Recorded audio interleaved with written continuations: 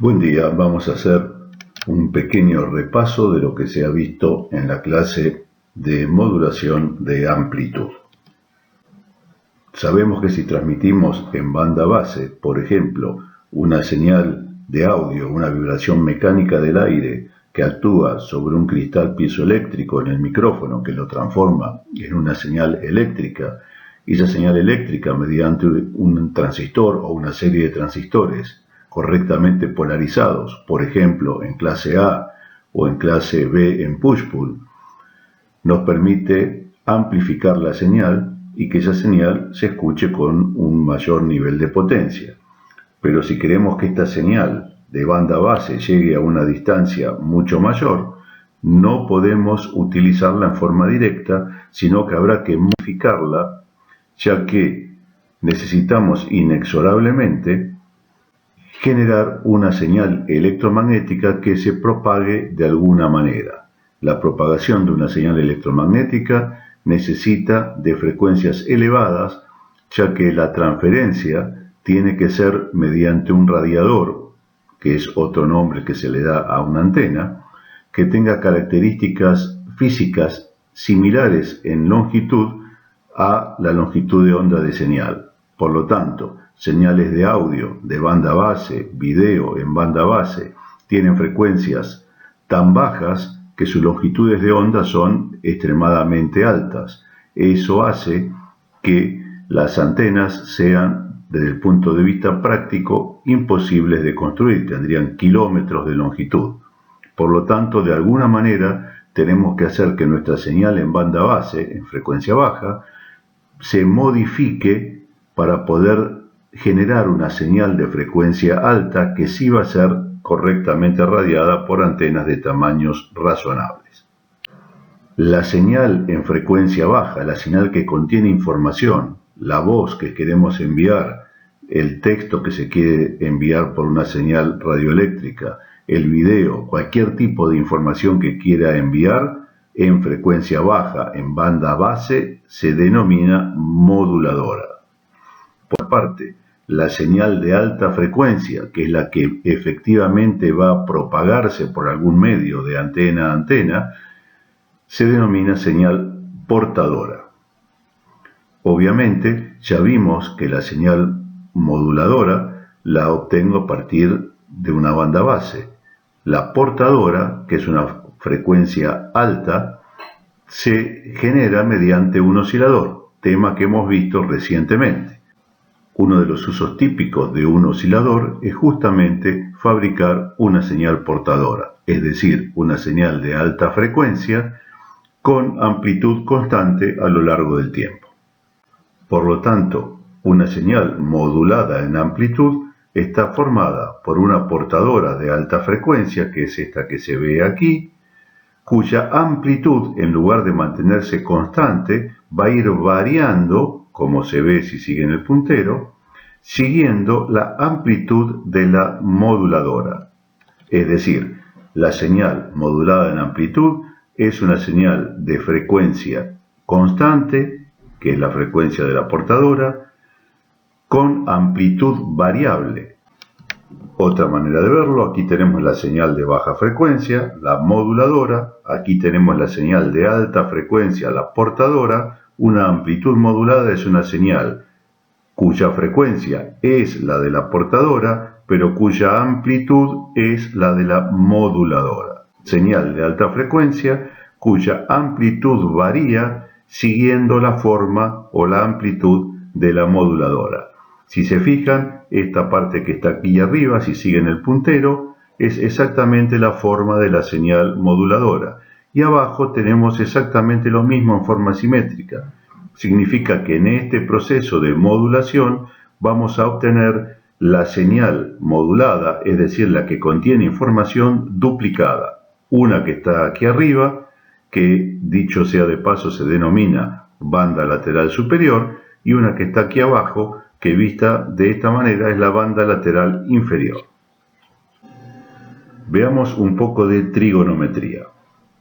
Si tenemos un vector, este que está aquí en azul, que gira desde este punto, gira dando vueltas alrededor de esta circunferencia y recordamos que la velocidad no es otra cosa que el cociente entre la distancia y el tiempo, en este caso, como el vector está girando, su velocidad se denomina velocidad angular y se lo identifica con la letra omega. La velocidad angular no es otra cosa también que una distancia dividido un tiempo. La distancia en este caso es una vuelta a la circunferencia, expresado en radianes es 2pi, expresado en ángulo es 2 por 180, 360 grados. Y en lugar de dividir por el tiempo, puedo multiplicar por la frecuencia. Sabemos que la frecuencia es la inversa del tiempo. Por lo tanto, la velocidad angular, la velocidad con que este vector está girando, es 2pi por frecuencia. Si quisiéramos escribir ahora el valor de un ángulo alfa cualquiera, ese valor de un ángulo alfa, que es una distancia, va a ser velocidad multiplicada por tiempo. La velocidad es la angular, omega, multiplicado por tiempo t, significa que esta distancia angular, alfa, no es otra cosa que omega, 2pi frecuencia, por tiempo.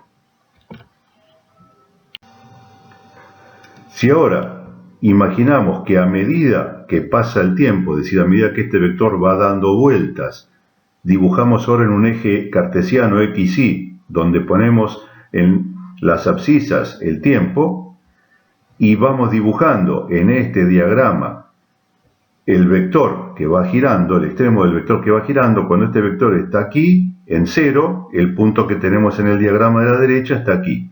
Cuando el vector giró, después de un tiempo t, ahora este punto representado a la derecha es este. Cuando lleguemos acá arriba, este punto será este. Aquí comienza a disminuir, cuando el vector va pasando a este otro cuadrante, representado en este diagrama dará esta parte de la curva. Cuando llegue a este punto será nuevamente 0, y cuando pase a este cuadrante empezaremos a tener los valores negativos. Por lo tanto, si este vector va girando, se puede representar en un eje cartesiano como una onda senoidal, que es la que estamos aquí viendo. Y sabemos, por otro lado, que el seno de este ángulo es el cociente entre el cateto opuesto y la hipotenusa.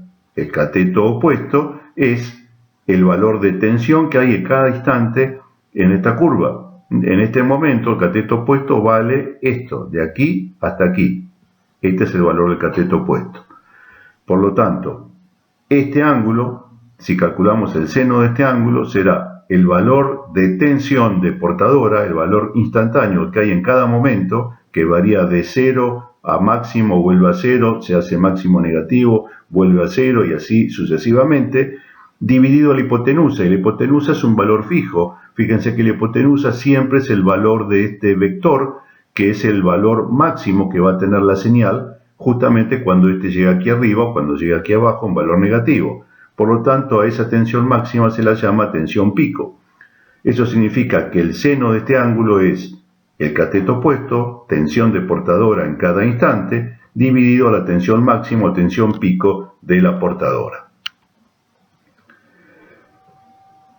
Si reemplazamos el ángulo alfa por lo que habíamos visto en la diapositiva anterior, ese ángulo alfa, ese recorrido era 2pi frecuencia por tiempo, podemos escribir que el seno de 2pi frecuencia por tiempo es igual al cociente entre tensión instantánea de la portadora, este es un valor que varía de 0 a máximo, 0, máximo negativo y se vuelve a repetir, dividido a la tensión pico, que siempre es un valor fijo, es la máxima positiva o la máxima negativa.